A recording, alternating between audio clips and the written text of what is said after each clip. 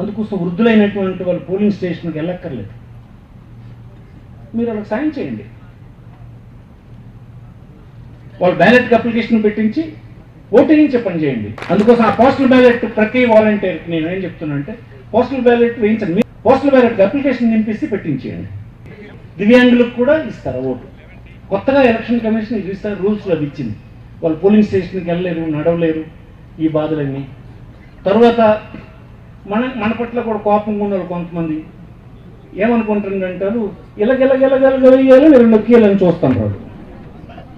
ఆ నొక్కిడెలగట్టేవాళ్ళు మనం ఎలా చేయడానికి వీల్లేదు. అవసరమైతే మీరు ఏజెంట్లుగా లోపల కూర్చోవలసి వస్తుంది. జ్ఞాపకం పెట్టుకోండి, మీకు అప్డేట్ లేదు, ఆ బ్యారియర్స్ ఏం లేవు. వాలంటీర్ అంటే సర్వీస్ రూల్స్ గట్ట ఏం లేవు.